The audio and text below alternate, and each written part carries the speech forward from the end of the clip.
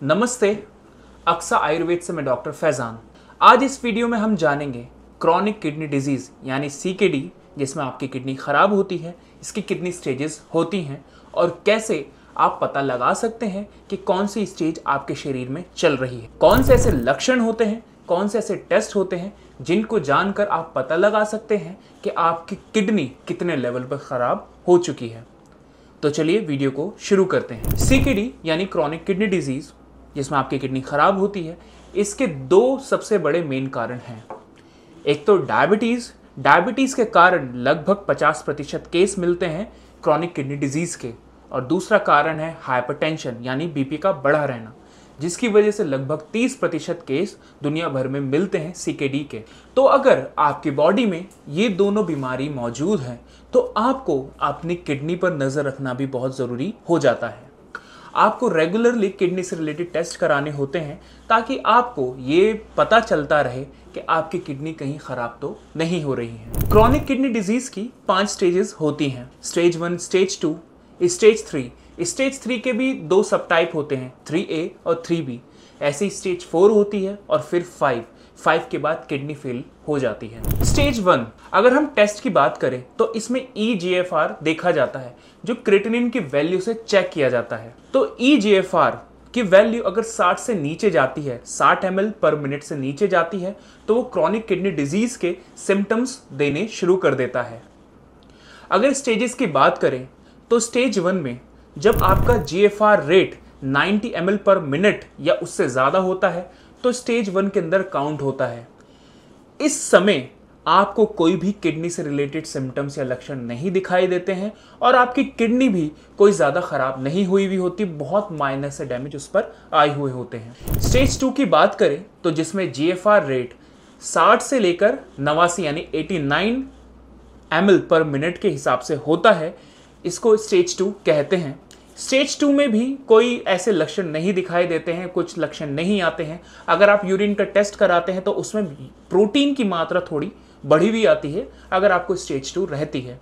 इसमें भी आपकी किडनी ज़्यादा ख़राब नहीं हुई होती, बहुत माइल्ड से डैमेज आपकी किडनी पर आए हुए होते हैं। अब बात करते हैं स्टेज 3 की, जो सबसे मेन है, जहाँ पर आपका जो GFR रेट है वो 60 ml पर मिनट से नीचे हो जाता है। जैसे मैंने बताया स्टेज 3 के 2 सब टाइप है, stage 3A, stage 3B। Stage 3A में 45 से लेकर 60 ml के बीच में आपका जो है EGFR रेट होता है। ऐसे ही स्टेज 3B में 30 से लेकर 44 ml पर मिनट तक आपका GFR रेट रहता है। अगर लक्षणों की बात करूं तो इसके अंदर जो लक्षण आते हैं वो कुछ इस प्रकार होते हैं कि आपकी बॉडी थकी हुई महसूस करती है, फेंटेड महसूस करती है, पैरों में और आंखों के नीचे थोड़ी बहुत सूजन मिलती है, पेशाब में झाग आने लगते हैं। तो ये कुछ सिम्टम्स जो होते हैं स्टेज 3 में दिखाई देते हैं, जिनको अगर आप टाइम से समझ जाएं, टाइम से टेस्ट करा ले और टाइम से डॉक्टर की रिकमेंडेशन ले ले, तो आप फर्दर अपनी किडनी को ख़राब होने से बचा सकते हैं। अब स्टेज 4 की बात करते हैं। स्टेज 4 में बहुत सारे लक्षण पैदा होने लगते हैं आपकी बॉडी के अंदर। स्टेज 4 की बात करूं तो स्टेज 4 में जो स्टेज 3 के लक्षण जो होते हैं वो तो होते ही हैं, साथ में आपका बीपी बहुत ज़्यादा रेज रहना शुरू हो जाता है। स्टेज 3 में भी थोड़ा बहुत बीपी में फ्लक्चुएशन दिखते हैं, लेकिन स्टेज 4 में आते आते बीपी आपका बहुत ज़्यादा बढ़ जाता है। आपको अगर एकदम से ही बीपी की बीमारी आने लगी है तो आपको अपनी किडनी का टेस्ट भी कराना चाहिए। दूसरी चीज़ जो स्टेज 4 में दिखाई देती है वो है इचिंग या फिर ड्राइनेस। आपकी स्किन में बहुत ज़्यादा ड्राइनेस और इचिंग होने लगती हैं, जिसका कोई कारण ही नहीं पता चल पाता है।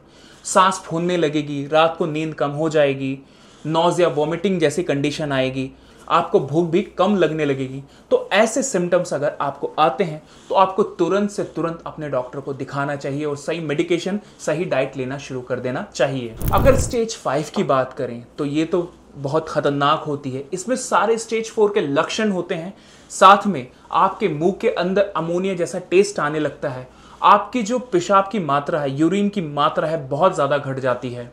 साथ ही में आपको भूलने की बीमारी होने लगती है, रात की नींद खराब हो जाती है, रात को नींद नहीं आती है।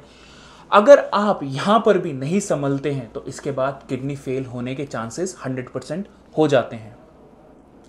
तो यहाँ से आप लक्षणों को समझकर ये समझ सकते हैं कि आपकी कौन सी स्टेज चल रही है सीकेडी की, जिससे आप प्रॉपर ट्रीटमेंट ले सकें।